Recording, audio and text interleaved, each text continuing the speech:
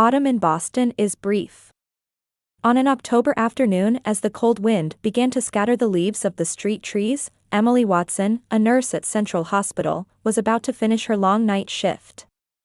After checking her patient's charts one last time and handing over to the next shift's nurse, she headed for the locker room. "Another tough day, Emily," said Jennifer, a senior nurse. "Any plans for the weekend? Spending time with family?" Emily smiled and shook her head. "No, my mother and sister are going shopping in New York tomorrow. I'll be at home battling a mountain of laundry." "You always seem to take on all the housework," Jennifer said with sympathetic eyes. "Don't you ever take some time for yourself?" "It's fine.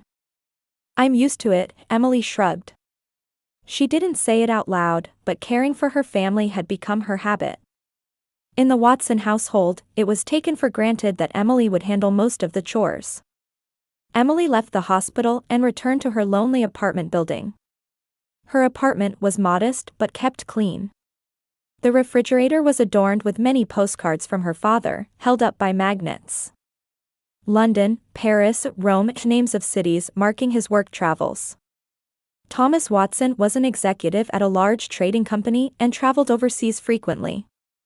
He had a calm and rational personality, but he had always regarded Emily as special. When Emily decided to become a nurse, he was the only one who supported his daughter's decision. The phone rang, and Emily hurried to answer it. It was her mother, Martha. "Emily, do you remember the dinner party tomorrow? Kate's designer friend is coming, so be back by 6. "Yes, I remember. Have you finished the shopping?" "Oh, well," Martha said awkwardly. "Kate and I decided to go shopping in New York tomorrow afternoon. We'll be back by evening, but could you take care of the shopping and dinner preparations?" Emily suppressed a sigh. "All right. I've taken time off, so it's fine." "Thank you as always, Emily." "You're always so dependable," Martha said. "Since you're a nurse and independent, these things are no problem for you. Kate is still establishing her career, so networking is important for her." After hanging up, Emily sank into the sofa. Her sister Kate worked as a freelance interior designer. Talented, charming, and sociable, Kate was her parents' favorite. Her mother, in particular, showed strong interest in her daughter's social success. Emily's cell phone rang. Looking at the screen, she saw it was a video call from her father. "Emily, how are you?" Thomas's face appeared on the screen. He seemed to be calling from a hotel room. "I'm fine, Dad." "Where are you now?" "Paris." "Planning to fly to Brussels tomorrow?" Thomas showed a tired expression but smiled. "A new project has started. It looks like I'll be on an extended trip in Europe." "How long?" Emily asked worriedly. "About 3 months, I'd say," Thomas said apologetically. "I'm sorry I won't make it back for your birthday." "Don't worry about it." "Is work difficult?"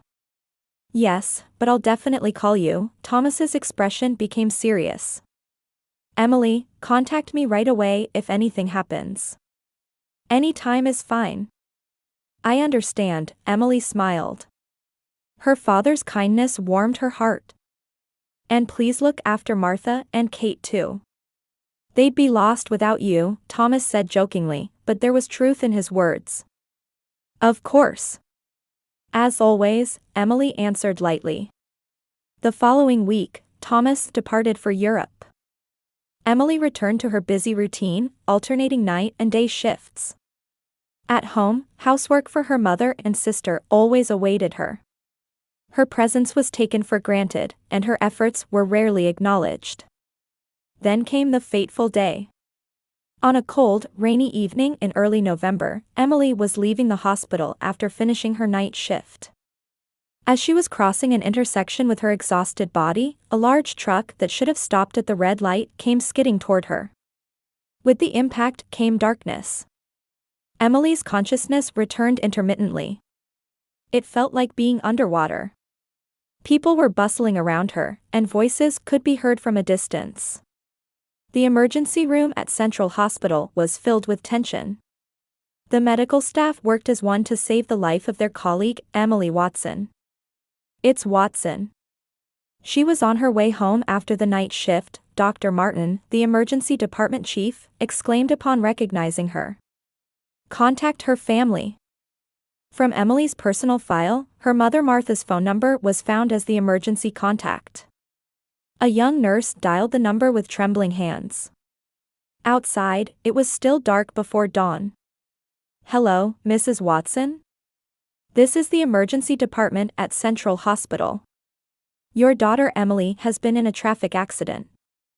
On the other end, Martha answered in a sleepy voice. "Emily? What happened?" "She's in critical condition. Could you come to the hospital right away?" After a moment of silence, an unexpected reply came back. "I'm out walking my sister's dog right now, so I can't. Perhaps I can come in the afternoon." The young nurse listened in disbelief and asked again. "Ma'am, your daughter is in a very dangerous condition. She has multiple traumas and is bleeding. Could you please come right now?" "I told you, I can't right now." Martha's voice contained irritation. "Kate's poodle is on a strict schedule. Besides, Kate and I have plans to go to New York this afternoon." The call ended.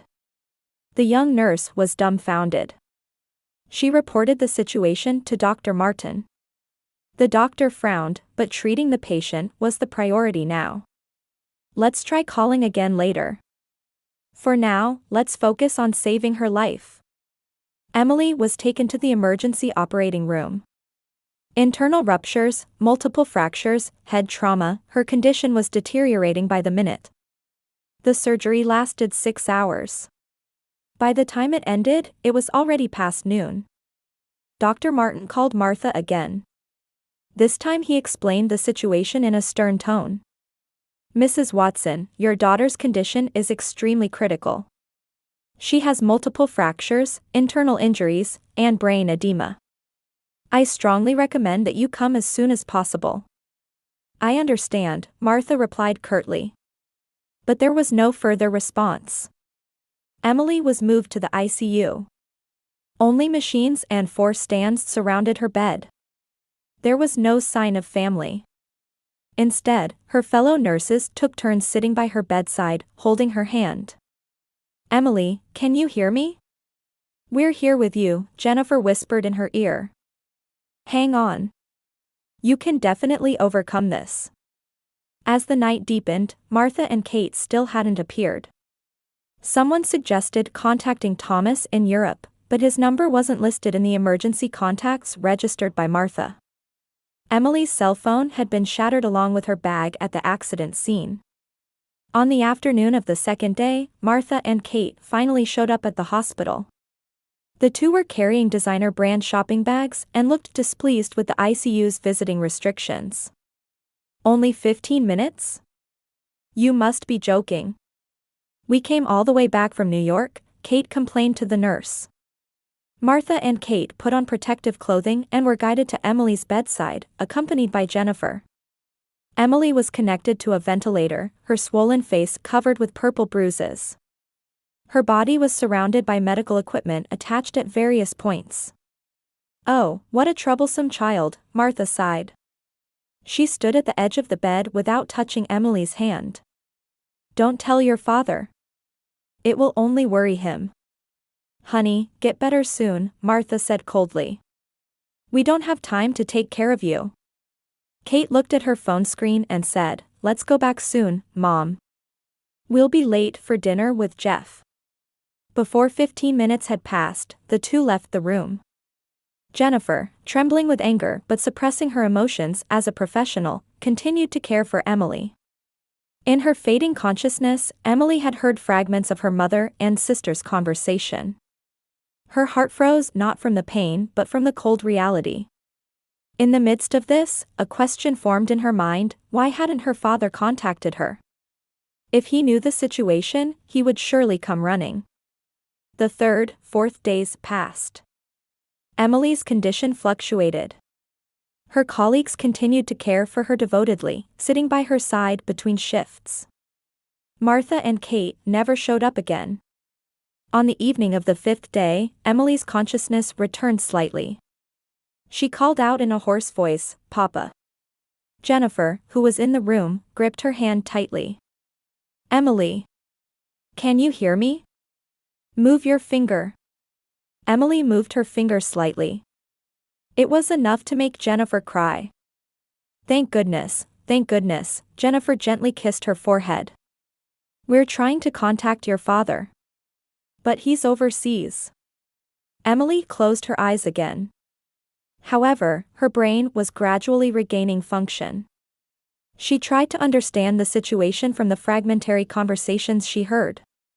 Why was there no contact from her father? Why hadn't her mother and sister informed him? By the 7th day, Emily's condition miraculously began to stabilize. She could breathe without the ventilator for short periods, and her consciousness became clearer. The doctors were amazed at her resilience. "Nurses are tough," Dr. Martin said, delighted with her recovery.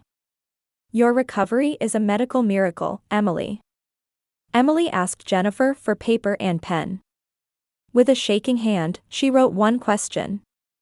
"Contact Dad." Jennifer showed a troubled expression. "Your mother said to keep it from your father, but of course we should contact him. Do you have his contact information?" Emily nodded weakly and tried to write a number on another piece of paper.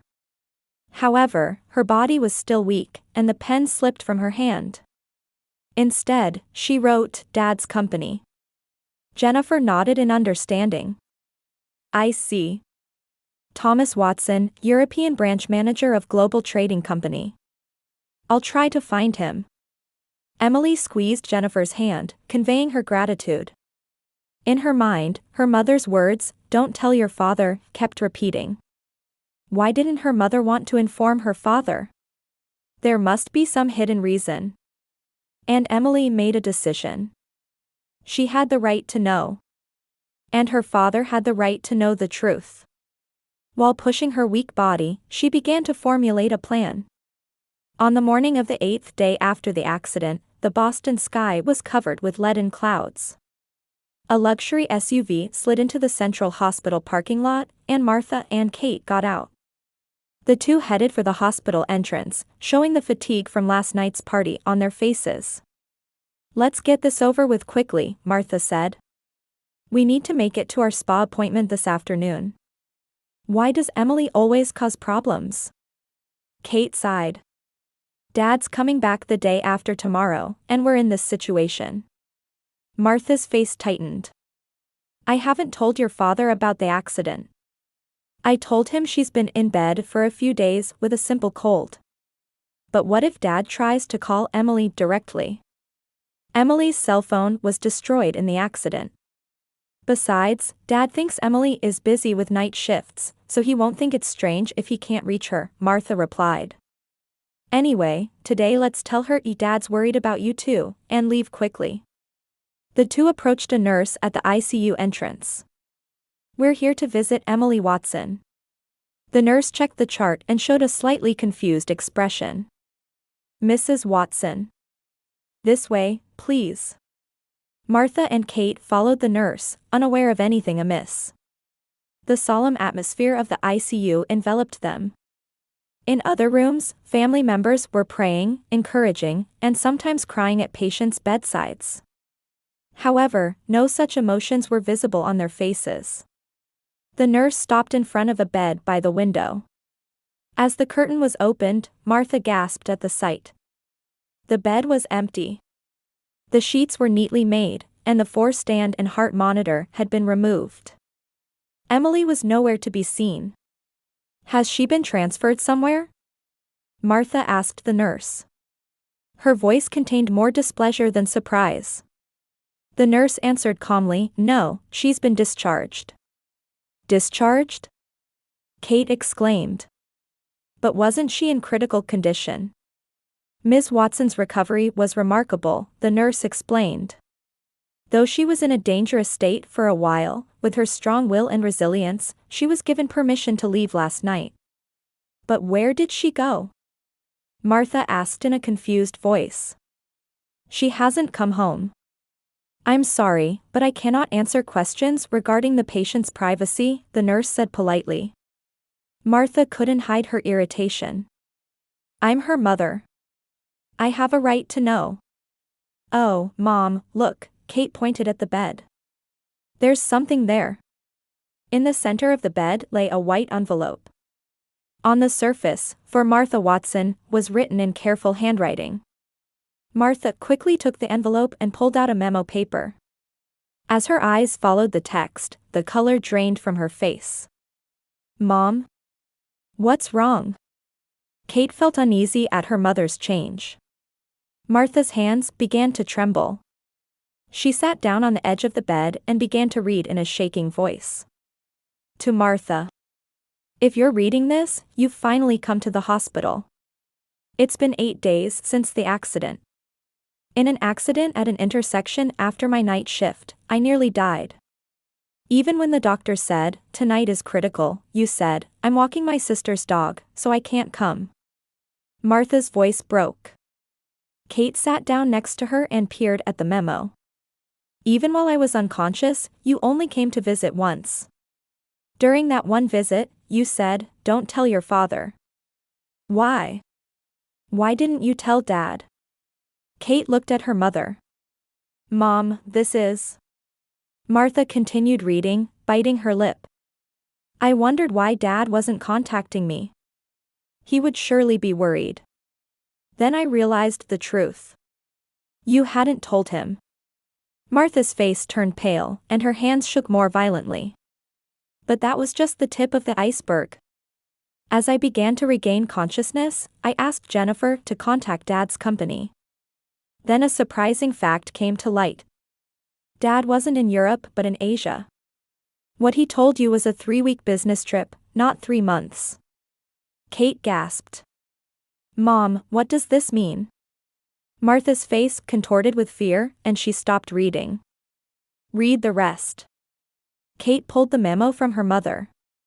So I investigated further. Your story about Dad's 3-month business trip was a lie. Why would you tell such a lie? I found the answer. Having lost my cell phone, I thought to use the house phone and quietly returned home last night. Then I heard your voice from the living room. Your voice talking to a man. Martha covered her face and began to sob. Thomas won't be back for 3 weeks. Don't worry, you were saying. When I slightly opened the living room door, I witnessed everything. You, together with Joseph Baker, your lover. Kate moved away from her mother, taking the memo in a stunned manner. And then the most shocking conversation followed. We must keep it a secret that Kate is not his daughter. DNA doesn't lie, you said. The paper slipped from Kate's hands. She stared at her mother with an incredulous expression. Mom, is this true? Martha tried to take her daughter's hand while crying, but Kate pulled away. My father isn't. Dad? Kate's voice trembled. Martha couldn't answer. She picked up the memo and read to the end. I gathered all the evidence. Recordings of your conversations, copies of emails between you and Joseph, and Kate's DNA test results. I sent all of these to Dad by international mail this morning. He has the right to know the truth. Goodbye, Martha. From your daughter, Emily. The moment she finished reading the memo, Martha's cell phone rang. The screen displayed the name, Thomas. Martha tried to answer with trembling hands, but the ringing stopped immediately. It was already too late. Emily had revealed the entire truth. What should I do? Martha collapsed onto the bed. Thomas knows everything. Kate stood by the window, away from her mother. Her world had completely crumbled over these 8 days. In a suite room on the 34th floor of the Grand Hyatt Hotel in Hong Kong, Thomas Watson stood by the window, gazing at the vibrant night cityscape. The restructuring of the Asian branch was going more smoothly than expected, and he was likely to finish ahead of the initial 3-week schedule. He planned to return to Boston on tomorrow afternoon's flight. A knock was heard at the door, and Thomas turned around. "Come in." The hotel concierge entered. "Mr. Watson, a package has arrived for you. It's international mail." "Thank you." Thomas received the brown envelope. After the concierge left, Thomas examined the envelope. It had a Boston postmark, and the sender was Emily. He smiled at the unexpected mail from his daughter. He thought it must be a thoughtful gesture typical of Emily. However, when he opened the envelope, its contents far exceeded his imagination. A USB memory stick, several photos, and a letter from Emily. He first unfolded the letter. "To my dear Dad." Emily's meticulous handwriting jumped into his eyes. "As you read this letter, you will surely receive a great shock. But you have the right to know the truth. Last week, I was in a traffic accident. I was seriously injured in a collision with a large truck and was hovering between life and death for a time." The color drained from Thomas's face. He sat down in a chair. "Mother did not inform you of my accident and apparently told you Emily is in bed with a cold. Even when the doctor said, 'Tonight is critical,' Mother would not come to the hospital." Thomas's hands began to shake. The content was unbelievable. "When I regained consciousness, I wondered why you hadn't contacted me. Upon investigation, I learned that Mother had told you about a 3-month business trip. Why would she tell such a lie? And, by chance, I came to know the truth." Thomas continued reading the letter. Emily's accidental discovery of her mother's infidelity at home, the conversation about Kate's biological father, it was content that fundamentally overturned the foundation of his married life. The evidence is in the USB. Recordings of Mother and Joseph Baker's conversations, their email exchanges, and Kate's DNA test results.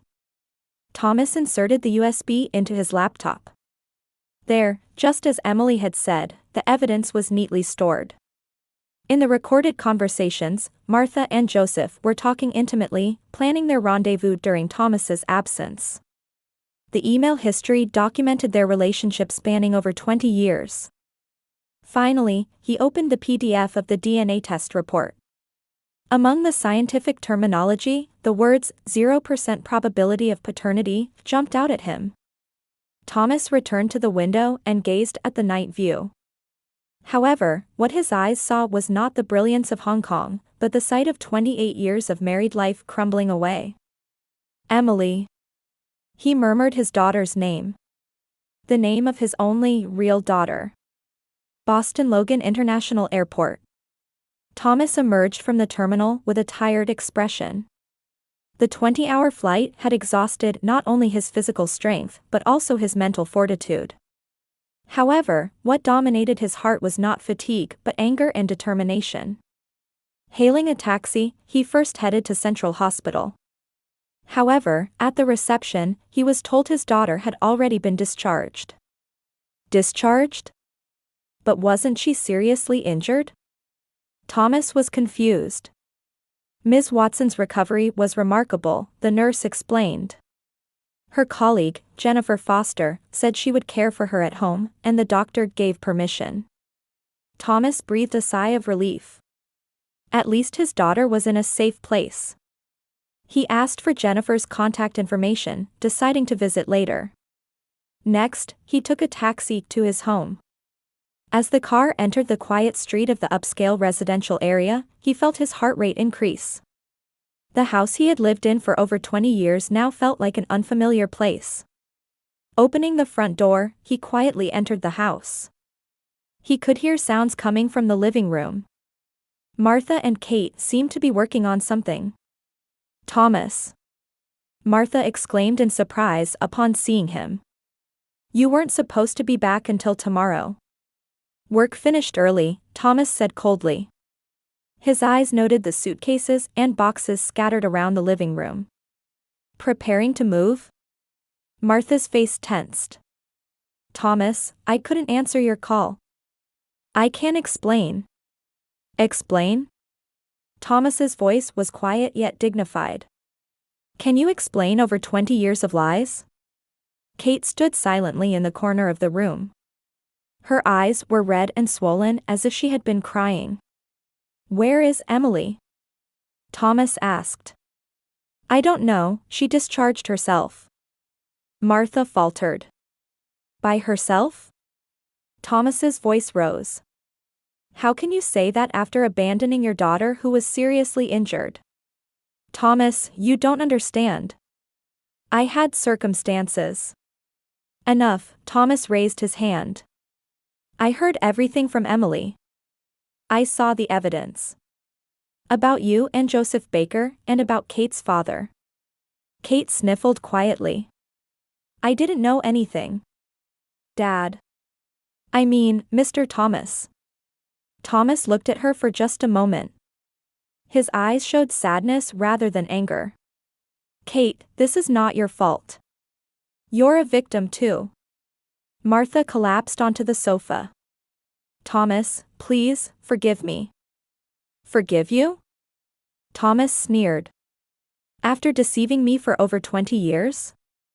After making me raise Kate knowing she wasn't my child? And the worst is that when Emily, my only real daughter, was nearly dying from an accident, you abandoned her. Martha couldn't argue. She just cried. I want an explanation, Thomas folded his arms. Why did you hide Emily's accident? Why didn't you tell me? Martha answered in a trembling voice, because if you came back, I wouldn't be able to meet Joseph. Thomas was speechless at that excessively honest answer. He shook his head and said quietly, Emily was my only daughter. That's the truth. He opened his briefcase and took out documents. This is a divorce agreement. I've already contacted a lawyer. Including claims for compensation, everything will proceed as written here. I want you both out of this house by tomorrow. But where should we go? Martha appealed, crying. That's your problem, Thomas said coldly. It's time to pay the price for 20 years of lies. He went upstairs to his study. Closing the door, he released his emotions for the first time. With a deep sigh, he collapsed into his chair. On the desk was a photo of him and Emily. It was a commemorative photo from the day she graduated from nursing school. He picked up the photo and traced Emily's smile with his finger. Emily. He murmured. I'm sorry I couldn't protect you. Morning light streamed through the window of a small Boston apartment. In a room in Jennifer Foster's apartment, Emily sat on the sofa reading a book. Her body was still weak and faint, fading scars remained on her face. A knock was heard at the door. When Jennifer opened it, Thomas Watson was standing there. Emily. Thomas spotted his daughter as soon as he entered the room. He approached quietly and knelt before the sofa. Emily, I'm sorry I couldn't protect you. Emily took her father's hand, tears in her eyes. Dad, do you know everything? Yes, everything, Thomas nodded. I saw your letter and the evidence. The lies of that family, and that no one was by your side while you were suffering from the accident. My colleagues were there for me, Emily smiled. Like a real family. A month later, Emily and her father moved to a new apartment. Thomas had left the company he had worked for many years and transferred to another firm in Boston. He had chosen to work near his daughter. How's the position of this shelf? Thomas asked as he mounted a bookshelf on the wall of the new living room. Perfect, Dad, Emily smiled. Her condition was improving day by day. At dinner time, Emily's colleagues began to visit frequently. They warmly welcomed Emily and her father, nurturing bonds like a new family. You saved my daughter, Thomas thanked Jennifer and the others at one dinner. You taught us what a real family is. The aftermath for Martha and Kate was as they had imagined. When Joseph, Martha's lover, was discovered by his wife, he abandoned Martha and disappeared. Financially strapped, Martha began to make a living working part-time at a high-end boutique. Kate, with the DNA test report in hand, tried to find her biological father. However, Joseph refused to acknowledge her, coldly rejecting her with, "Don't bring up past mistakes." The mother and daughter grew estranged in days filled with blaming each other. On Christmas night, Emily's new apartment was wrapped in warm light. Thomas and his daughter, along with her hospital colleagues, sat around the table, enjoying conversation with smiles. A letter arrived in the mailbox. The sender was Martha. "Aren't you going to open it?" Thomas asked. Emily shook her head and threw the letter, unopened, into the trash bin. "The past is over. We have a new future. Cheers."